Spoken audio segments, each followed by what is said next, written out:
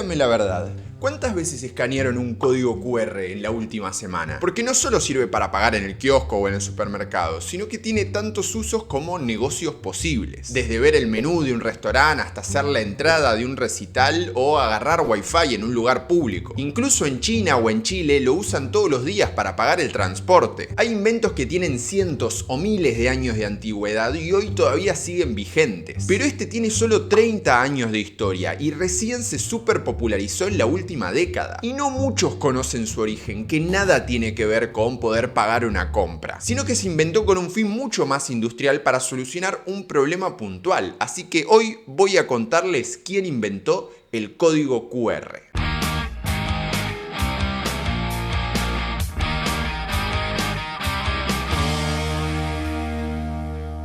El código QR o código de respuesta rápida se inventó en 1994 en Japón, sin embargo no fue un éxito desde el principio. Es más, tardó varios años en popularizarse y extenderse a todo el mundo. En particular creció cuando los teléfonos Android y iPhone en 2017 empezaron a incluir un lector QR en cada dispositivo. Y 2 años después en la Argentina llegó para agilizar los pagos de la mano de Mercado Pago, pero ahora la tienen todas las billeteras, desde Ualá, Modo, la que sea. Según el Banco Central de la República Argentina, en abril de 2024 se hicieron 35,7 millones de operaciones con QR interoperable. Y en otros países se pusieron mucho más creativos con el tema. Por ejemplo, en Ipanema hicieron un QR con baldosas que cuando lo escaneas te cuenta la historia de la ciudad. O en China, la empresa Bilibili formó un código gigante en el cielo usando drones. Pero este sistema no nació de la nada, sino que tenía como propósito mejorar el famoso y conocido sistema del código de barras. Y para entender cómo llegamos hasta eso, tenemos que hacer un breve recorrido histórico que nos lleva a 1930. Para esa época las cajas registradoras ya se habían inventado hace más de 50 años. Sin embargo, un joven estudiante de Harvard de nombre Wallace Flint escribió una tesis sobre cómo un comercio podía automatizar todo ese proceso de checkout, o sea, de finalización de compra. Aunque su idea era más bien primitiva, con tarjetas perforadas, nada tecnológico. Esto por supuesto no prosperó y los cajeros siguieron tecleando los precios a mano. Hasta que en 1948 el dueño de una gran cadena de supermercados fue a la Universidad Drexel en Filadelfia con un pedido particular para el decano. Quería que lo ayudara a encontrar una solución para volver más eficiente el trabajo y optimizar el manejo del inventario. El decano no le dio bola, pero esa charla la escucharon Joe Woodman y Bernard Silver, que eran estudiantes y pusieron manos a la obra. Primero pensaron usar una tinta fluorescente y una luz ultravioleta, pero ese método no los convencía. Woodland entonces se inspiró en el código Morse para diseñar un sistema de barras más finitas y más gruesas, y a eso le dio un diseño de círculo concéntrico, tipo tiro al blanco, para poder leerlo desde cualquier ángulo. Como lector usaban una luz muy potente, que eso se reflejaba en el dibujo, se convertía en ondas eléctricas, se procesaba y ahí te tiraba la información. Ellos recibieron la patente en 1952, pero su sistema era muy caro y complicado de implementar y al final se lo vendieron a la empresa RCA sin pena